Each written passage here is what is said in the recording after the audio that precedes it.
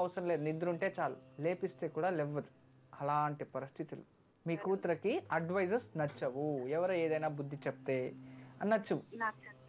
దీనికి అన్నిటికీ కారణము ఆ ఒక లగ్నంలో ఉన్న రాహు ప్రభావం, రాహు చంద్రుడు. అంతేకాకుండా అమ్మాయి కుజ దశలో జన్మించింది. చూడండి ఇవన్నీ ఉన్నాయి. సప్తమాధిపతి కూడా కుజుడే లగ్నంకి. కానీ చాలా మంచి జాతకం తల్లి, లైఫ్ బాగుంది. ఏం చదువుతుంది అమ్మాయి? సెకండ్ ఇయర్ గురువు గారు. సెకండ్ ఇయర్, సరేనమ్మా. ఇంతకుముందు ఏదైనా పూజలు చేయించారా? అది శనికి చేయించాం గురువు గారు. ఏంటి? శనికి అది అభిషేకాలు అయి చేయించాం. ఓకే, 7.5 జరుగుతుంది అని శనికి పూజించారా? అవును గురువు గారు. సరే అమ్మా. అమ్మాయికి కాస్త ఈ హార్మోన్స్ ప్రాబ్లం ఉండాలనే, ఈ స్టమక్ పెయిన్ ఇలాంటిది ఏదైనా ఇన్ఫెక్షన్స్ అవుతూ ఉంటాయా? అంటే ఒక్కొక్కసారి వస్తుంది గురుగారు, స్టమక్ పెయిన్ వస్తుంటుంది. అది ఎక్కువ జాతకంలో చూపిస్తుంది, అదొక ప్రాబ్లం వస్తుంది అమ్మాయికి.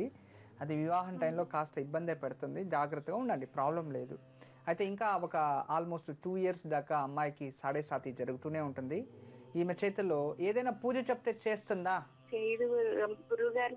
పెళ్లి కూడా ఎట్లా ఉంది తనకి, అది కూడా కొంచెం చెప్పండి గురుగారు. పెళ్ళి మీరు అంటే చేసేయచ్చులేండి, అదేం పెద్ద విచారం లేదు. ఆ జీవితం బాగానే ఉంది, పెళ్లి జీవితంలో ఎలాంటి ఇబ్బంది రాదు. అయితే ఆమె ఉండేది మీకే ఇబ్బంది అయిపోయింది ఇప్పుడు. అంటే అంత నరకం ఇస్తుంది అన్నమాట తల్లిదండ్రులకి, జాతకంలోనే వచ్చేసింది. ఫస్ట్ ఆమె పరివర్తన మార్చండి, ప్రవర్తనలో కాస్త చేంజ్ అయితే అన్నీ బాగానే ఉంటుంది. జీవితంలో మనం బాగుంటే మనం ఎవరు పెళ్లి చేసుకున్నా బాగా బతికేస్తుంది తల్లి. మనమే బాగలేకపోతే దేవతలను పెళ్లి చేసుకున్నా అంతే కదా. జీవితంలో ఆమె కర్మ అనుభవించడానికే పుట్టినప్పుడు కర్మ అనుభవించాల్సి ఉండేది. కానీ పెద్ద పెద్దగా ఏదాన్ని చిన్నగా చేసుకోవచ్చు. అది తెలుసుకున్న తర్వాత మన లైఫ్ ఇంతే అని తెలిసిన తర్వాత అడ్జస్ట్ చేసుకొని వెళ్ళిపోతే అక్కడ గొడవలే ఉండవు. ఈ కాలంలో చెప్పాలా, మీ మొదలే మీ కోపం ఎక్కువ. అక్కడ ఇంకా సంసారం అన్న తర్వాత ఏదో ఉంటుంది, దాని నుండి విరుద్ధాలు అవన్నీ కామన్. అమ్మాయి తెలుసుకోవాలి అంతే, జీవితం గురించి చదవాలి. జీవితాన్ని చదువుకుంటే ఇక ఖచ్చితంగా జీవితం చేస్తుంది, లేదో ప్రాబ్లమ్స్ ఖచ్చితమే. అది మీరు అనుకున్నట్టు మీకు ఆల్రెడీ ఫిక్స్ అయిపోయినట్టున్నారు, నా కూతురు వివాహ జీవితం కష్టం అని, అందుకే మీకు అనిపిస్తూ ఉంటుంది. అయితే దాన్ని కాస్త నేను కొన్ని చెప్తాను. వివాహానికి ముందు కుంభ వివాహం ఒకటి చేయించండి, ప్రాబ్లం లేదు. ఎడ్యుకేషన్ ఫస్ట్ కంప్లీట్ చేయమండి, అది కూడా సగంలోనే ఆగిపోతుంది అని చూపిస్తుంది. ఆ ఎడ్యుకేషన్ కంప్లీట్ కోసము ప్రతి మాసంలో మూలా నక్షత్రం రోజు గోమాతకి నానబెట్టిన ఉలువల్ని మొలకలు చేసి ఆ మొలకల్ని గోమాతకు తినబెట్టాలి, ఆమె చేయాలి, ఆమె చేతుల్లో. అలా ప్రతి మాసానికి ఒకసారి 11 మాసాలు చక్కగా చేస్తే ఆమె జాతకంలో ఉన్న దోషం దూరం అయిపోతుంది. అంతేకాకుండా ప్రతి మంగళవారం మీరు ఒక ఆంజనేయ స్వామి దేవులో సింధూర అభిషేకం చేయించండి. నెలకు ఒకసారి అమావాస్య రోజు ఆంజనేయ స్వామికి తేనెతో అభిషేకం చేయించి ఆ తేనెను తెచ్చి రోజు ఈమె 1 టీ స్పూన్ ఇస్తూ ఉండండి. లేదా ఇంట్లో దీపం వెలగడానిలో ఆ వెలిగే దీపంలో 1 టీ స్పూన్ కలుపుతూ ఉండండి నూనెతో. వెలిగే దీపానికి మాత్రం వేయాలి, మొదలే కలిపి ఉంచకూడదు. అలా చేస్తూ వస్తే మీరు ఒక మంచి సంకల్పం చేసింది అయితే ఖచ్చితంగా మీ అమ్మాయి మంచిగా అవుతుంది తల్లి. మీరు ఇంకేం బాధపడకండి. పెళ్ళి అయ్యి పిల్లలు అయ్యే వరకు ప్రతి సంవత్సరానికి ఒకసారి రాహుకేతు శాంతి చేయిస్తూ ఉండండి, అన్నీ మంచిగానే అవుతాయి. ఎప్పుడు మా సర్వదా రక్ష మీపై ఉంటుంది తల్లి, మంచిదవుతుందమ్మా. నమస్తే.